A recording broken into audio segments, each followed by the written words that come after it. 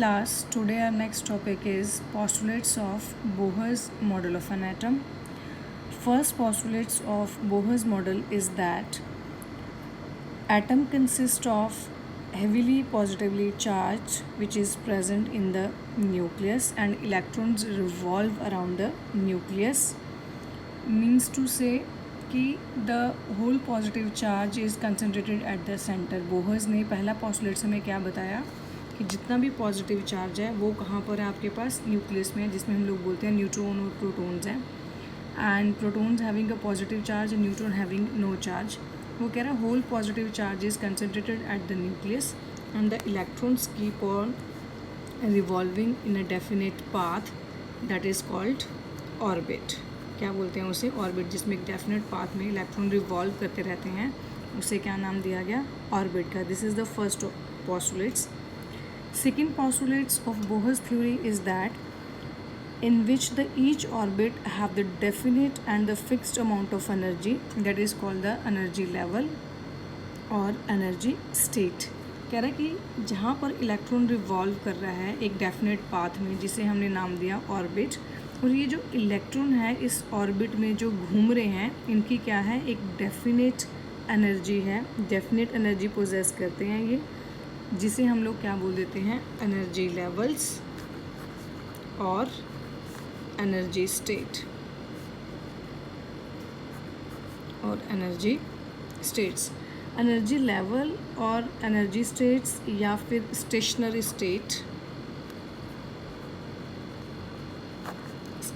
State बोला जाता है. Stationary state it doesn't mean that the electrons are stationary. इसका मतलब ये नहीं है स्टेशनरी स्टेट का कि इलेक्ट्रॉन्स यहाँ पे स्टेशनरी मीन्स फिक्स्ड है.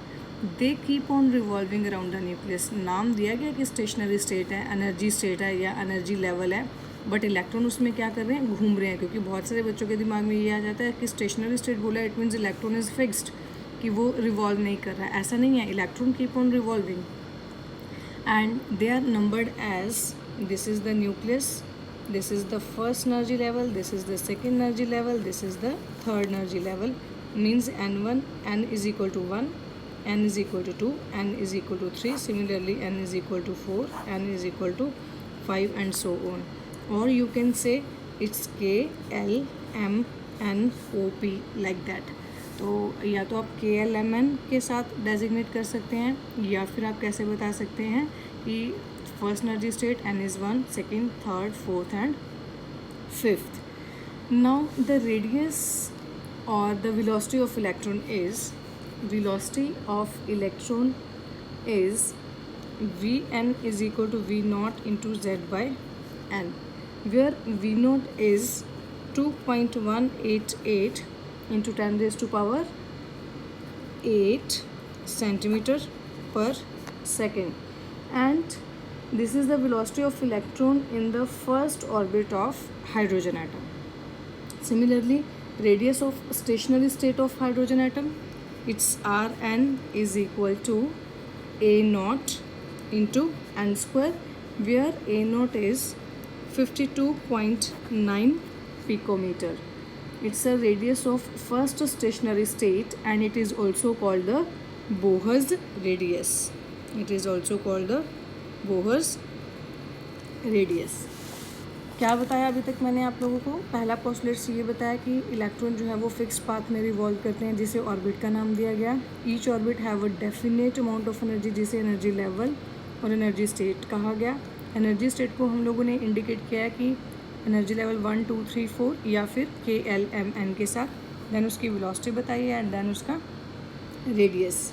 Now next postulate is like energy, angular momentum is also fixed, that is integral multiple of nh upon 2 pi. Next क्या है कि कह रहे हैं जो उसका एंगुलर मोमेंटम है mvr वो क्या होगा? nh upon 2 pi. Means where n is a integral number, means n की वैल्यू क्या हो सकती है आपके पास? 1, 2, 3, 4, 5 so on. तो जो एंगुलर मोमेंटम है वो भी उसका क्या है? फिक्स्ड. किसका? इलेक्ट्रॉन का, जो उसमें रिवॉल्व करते हैं. That the angular momentum of electron is an integral multiple of NH upon 2 pi. Now next postulates the energy is emitted और absorbed only when electron jump from one orbit to another। इसका मतलब क्या है?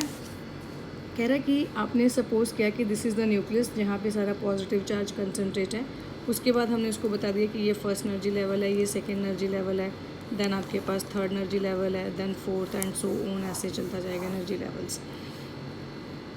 कह रहा suppose करो कि electron आपका फर्स्ट एनर्जी लेवल में है, यहाँ पर they keep on revolving around the nucleus. ये जितनी एनर्जी गेन करेगा उतनी ही एनर्जी लूज़ करेगा to come back to the ground state. मैं अगर इसको सिंपलीफाइड लैंग्वेज में कहूँ, this is the ground state. Ground state क्या है? नॉर्मल स्टेट है, जिस स्टेट में वो इलेक्ट्रॉन बैठा हुआ है। अब ये एनर्जी क्या करेगा? एब्जॉर्ब करेगा और कहाँ चला जाएगा? एक्साइटेड स्टेट में। This is the excited state. अब जितनी एनर्जी इसने गेन की है from ground state to excited state में जाने के लिए, उतनी ही एनर्जी लूज़ करेगा from excited to ground state में आने के लिए। जितनी एनर्जी अब्जॉर्ब की उतनी ही एनर्जी लूज़ करेगा to come back in the ground state. And the ground state it's stable and the excited state is unstable. ये स्टेट जो है वो अनस्टेबल होती है, ये स्टेबल होती है स्टेट आपके पास। And this is the last postulates of Bohr's theory, जिसमें वो बोलता है कि electron jump from ground state to excited state and when it comes back to the excited to ground state it will lose energy, same amount of energy is loosed. Then next is usefulness of Bohr's model. First है it explains the stability of atom। इसने atom की stability को explain कर दिया कि atom में electron, proton, neutron कहाँ कहाँ पर है। Second, it also explains the spectrum of hydrogen. First क्या एडवांटेज था इसका? यूजफुलनेस था। स्टेबिलिटी ऑफ एटम एक्सप्लेन किया, स्टेबिलिटी ऑफ एटम। और सेकंड क्या था? Explain the line spectrum of hydrogen. Line spectrum of hydrogen, क्योंकि पीछे हमने किए थे ना Lyman series, बामर series, portion series, bracket, पीफर्न series, तो इसको एक्सप्लेन कर दिया गया था line spectrum of hydrogen. And the limitation of Bohr's theory. First limitation है Bohr's model of an atom is not able to explain the spectra of multi electron system.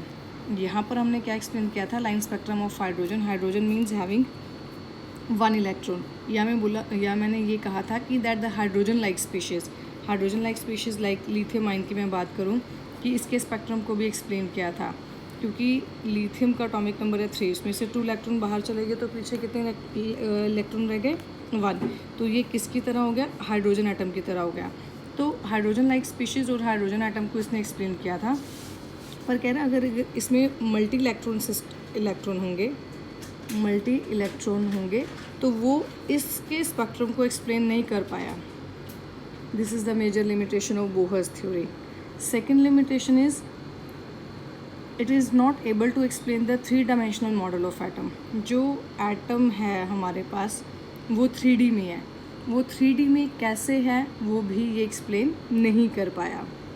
Next था shapes of molecule. Shape of molecule like अगर मैं ये बोलूँ कि आपके पास कोई भी एग्जांपल ले लो, लिथियम क्लोराइड, वाटर, NH3, तो इनकी शेप्स कैसी है वो भी एक्सप्लेन नहीं कर पाया। कौन नहीं एक्सप्लेन कर पाया? बोहर्स थ्योरी नहीं कर पाई।